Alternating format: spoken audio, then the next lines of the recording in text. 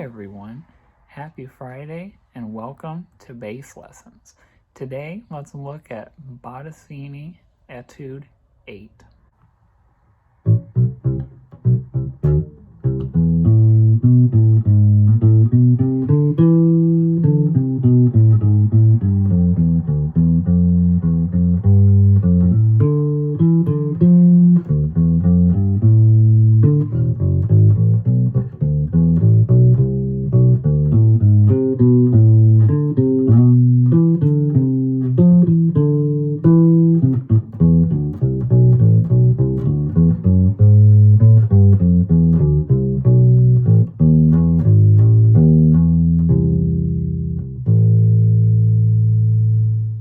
So there are three things that I wanted us to work on real quick today.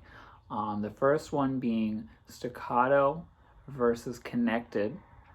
The second being when to utilize open strings so you don't have to shift positions. And the third is going to be utilizing slides. So the first concept that we're going to talk about is staccato versus connected. We're going to talk about that opening line starting in A minor, starting on an A.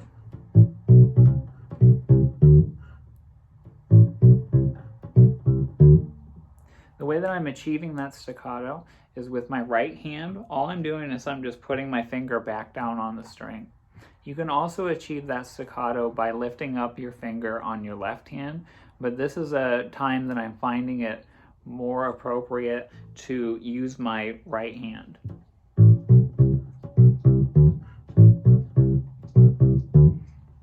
Mostly because my fingers on my left hand are already doing something else. You can notice that I'm also crawling up the neck. How my fingers follow each other to get themselves into position.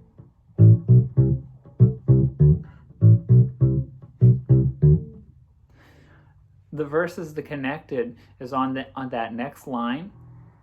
We have that same figure just starting on a D. But this is not staccato, this is going to be connected. And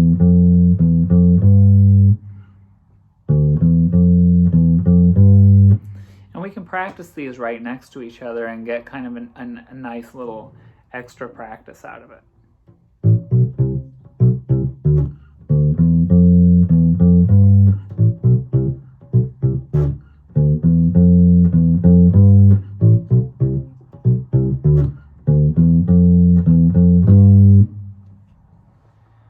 The second thing that I'd like to talk about is when we can utilize open strings to avoid switching positions.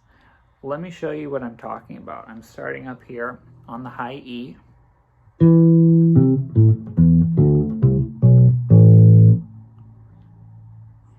And instead of switching the position to get to my D right here and then my A right here, instead of switching positions,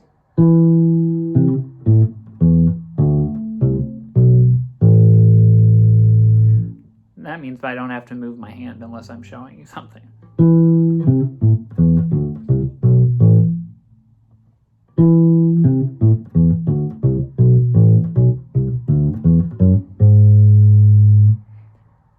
And there I'm utilizing my open strings again,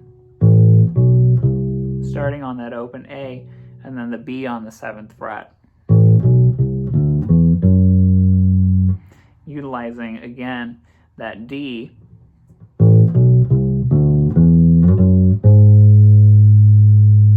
to get myself up there.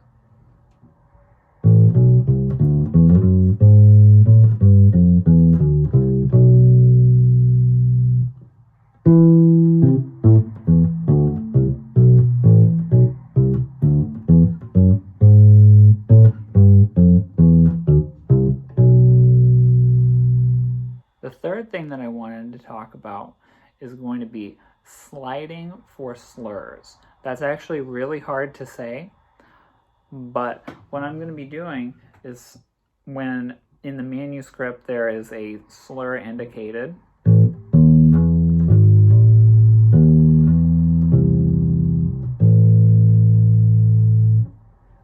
sliding into it. We could also use this as like a hammer-on pull-off exercise.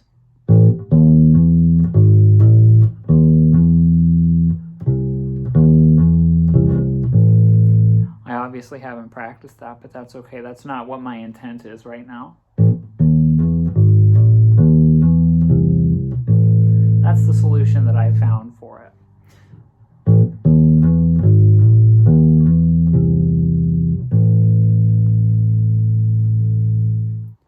So when we put it all together, we have this.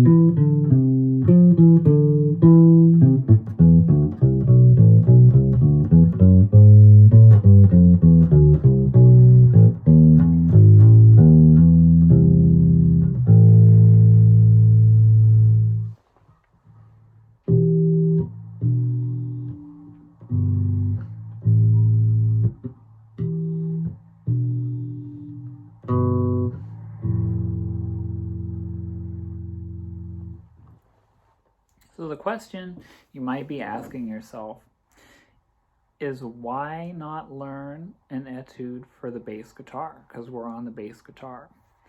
And one answer might be that the bass guitar is a newer instrument, so there isn't as much material written for it.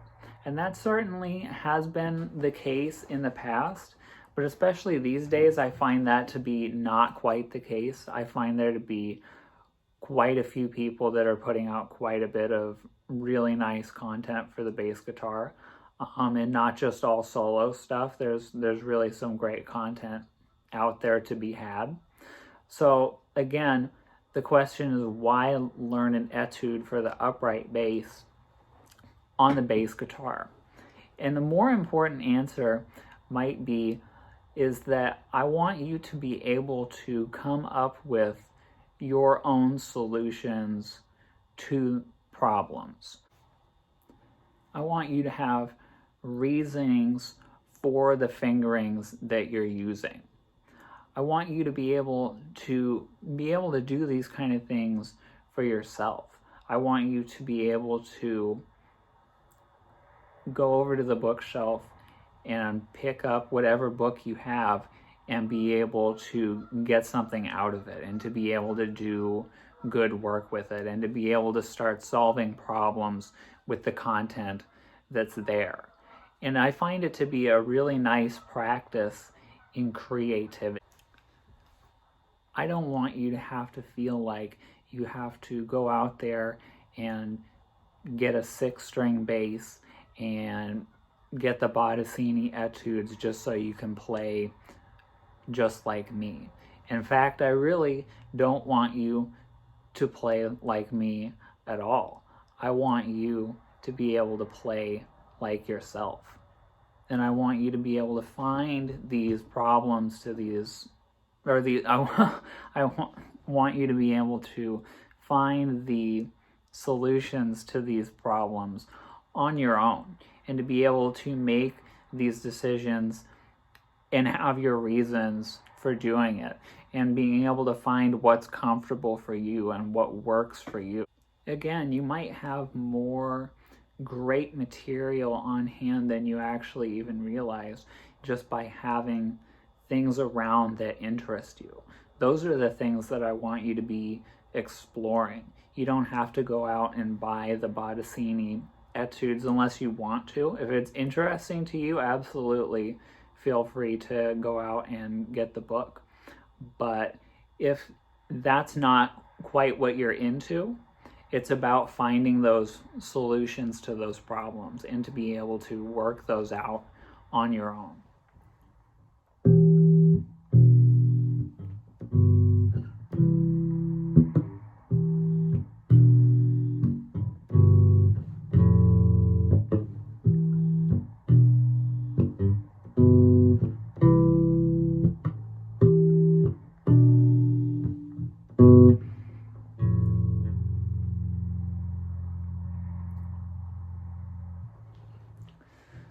So over on Instagram, I've been posting some solo bass weirdness. And as much fun as that stuff is, I really would like to keep our lessons over here to be much more like they were in real life, as if we were sitting right here being able to talk together. And I want to do these lessons in a much more progressive way, so I don't want to just be putting up a ton of random content. And I had originally planned to like do more of a solo bass thing today, but in the end I decided that it might be a better idea for us to stick to the idea of consistency.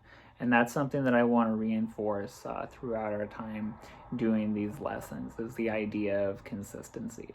So for the rest of this month, let's be doing the Bottesini Etudes. We're just going to be going through one per week, and I'm just going to be talking about some of the things that I'm working on with them and some of the things that I'm discovering along the way. And if you come up with some other ideas, some suggestions, feel free to leave those in the comments, or just reach out. That's great. I'm really into the idea of this being a community. I'm into the idea of really making this be something that everybody can get something really cool out of. I think that would be a lot of fun. But we do have my birthday coming up in a couple of Fridays. So for that lesson, we do have something a little special planned. So stay tuned for that in a couple Fridays. We're going to be here on YouTube every Friday doing bass lessons. So join me for the ride, and thank you so much for watching. Have a good week.